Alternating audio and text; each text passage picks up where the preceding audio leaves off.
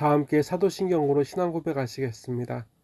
전능하사 천지를 만드신 하나님 아버지를 내가 믿사오며 그 외아들 우리 주 예수 그리스도를 믿사오니 그는 성령으로 잉태하사 동정녀 마리아에게서 나시고 본디오 빌라도에게 고난을 받으사 십자가에 못 박혀 죽으시고 장사된 지 사흘 만에 죽은 자 가운데서 다시 살아나시며 하늘에 오르사 전능하신 하나님 우편에 앉아 계시다가 저리로서 산자와 죽은 자를 심판하러 오시리라. 성령을 믿사오며 거룩한 공예와 성도가 서로 교통하는 것과 죄를 사하여 주시는 것과 몸이 다시 사는 것과 영원히 사는 것을 믿사옵나이다. 아멘. 하나님 아버지, 이 수요 예배로 아버지의 자녀들을 불러주심에 감사드립니다. 비록 온갖 바이러스, 그중 코로나로 인해 온 세상이 다시 죽음의 그늘 아래 있사오나 오늘 우리 아버지께서 우리와 함께 하여 주심으로 평안을 찾고 아버지께 소망을 둡니다. 이 예배의 자리로 이끄신 아버지, 우리를 영원히 이끄사 우리의 소망이 멈추지 않고 하나님 아버지와 더불어 나아가게 하옵소서. 우리 예수님의 구속의 은혜를 망각하지 않게 하옵소서. 우리가 구원과 축복의 은혜를 망각하지 않기 원하옵나이다. 이 시간 우리를 사하시며 정케하사 오늘 우리가 드리는 예배가 아버지를 기쁘시게 하게 하옵소서. 우리의 예배를 받아주시옵소서. 우리의 영과 육을 고치사 우리가 근심 중에 아버지를 만나지 않게 하옵소서. 이 시간 아버지의 생명 말씀 먹여 주시옵소서. 나사렛 예수 그리스도의 이름으로 간절히 기도드리옵나이다. 아멘. 오늘 우리 하나님 아버지께서 허락하신 생명 말씀은 마가복음 14장 43절부터 52절까지의 말씀으로 신약 81면에 있는 말씀입니다. 예수께서 말씀하실 때 곧 12 중에 하나인 유다가 왔는데 대제사장들과 서기관들과 장로들에게서 파송된 무리가 검과 몽치를 가지고 그와 함께 하였더라. 예수를 파는 자가 이미 그들과 군우를 짜 이르되 내가 입맞추는 자가 그이니 그를 잡아 단단히 끌어가라 하였는지라. 이에 와서 곧 예수께 나와 랍비여 하고 입을 맞추니 그들이 예수께 손을 대어 잡거늘 곁에 서 있는 자 중의 한 사람이 칼을 빼어 대제사장의 종을 쳐 그 귀를 떨어뜨리니라. 예수께서 무리에게 말씀하여 이르시되 너희가 강도를 잡는 것 같이 검과 몽치를 가지고 나를 잡으러 나왔느냐. 내가 날마다 너희와 함께 성전에 있으면서 가르쳤으되 너희가 나를 잡지 아니하였도다. 그러나 이는 성경을 이루려 함이니라 하시더라. 제자들이 다 예수를 버리고 도망하니라. 한 청년이 벗은 몸에 배 혼이불을 두르고 예수를 따라가다가 무리에게 잡힘에 배 혼이불을 버리고 벗은 몸으로 도망하니라. 아멘. 오늘 성령께서 기록하신 말씀은 예수님께서는 고난과 환난의 기록입니다. 예수님께서 겟세마네에서 3번 기도하신 후에 이제 제자들에게 말씀하실 때였습니다. 그때 대제사장들과 서기관들과 장로들이 예수님을 가기 위해 무장된 무리들을 그곳에 보내었습니다. 그리고 그 중에 예수님의 제자 유다가 있었습니다.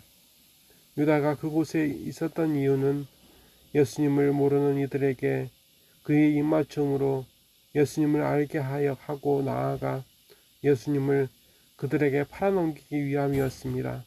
랍비여. 그 입맞춤에 예수님을 찾고 그곳에 몰려든 큰 무리의 사람들은 하나가 되어 예수님을 결박하고 잡았습니다.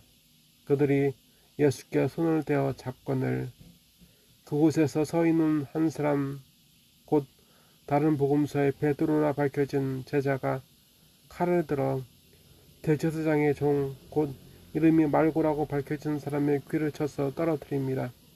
예수님께서 예수님을 잡기 위해 무장한 이들에 대해서 이들에게 이렇게 말씀하십니다. 예수께서 무리에게 말씀하여 이르시되 너희가 강도를 잡는 것 같이 검과 뭉치를 가지고 나를 잡으러 왔느냐? 내가 날마다 너희와 함께 성전에 있으면서 가르쳤으되 너희가 나를 잡지 아니하였도다.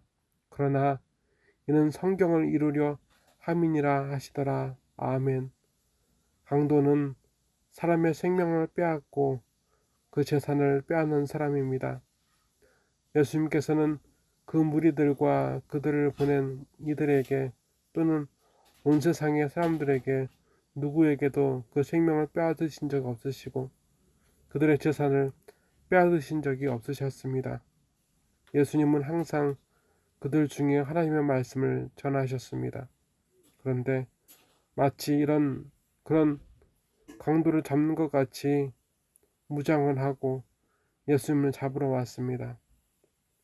예수님께서는 왜 이러한 일이 자신에게 일어나는지 아셨습니다. 하나님의 말씀, 자신을 통한 만민의 죄사함과 그 구원, 그 영생, 그 회복을 이루기 위해 예수님께서는 하나님의 분노를 담으셔야 했습니다.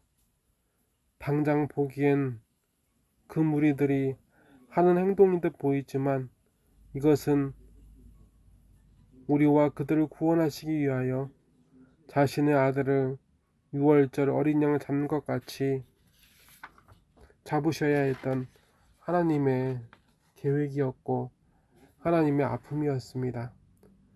예수님이 그렇게 붙잡혀 끌려가시자 제자들은 예수님을 버리고 도망합니다. 제자들이 다 예수를 버리고 도망하니라. 그리고 성령께서는 이후 한 사람의 이야기를 등장시키시는데 이가 누구인지에 대해서는 그 이름은 잘 알려지지 않습니다. 한 청년이 벗은 몸에 배 혼잎을 두르고 예수를 따라가다가 무리에게 잡힘에 배 혼잎을 버리고 벗은 몸으로 도망하니라. 오늘 말씀은 단지 예수님께서 어떻게 겟세마네에서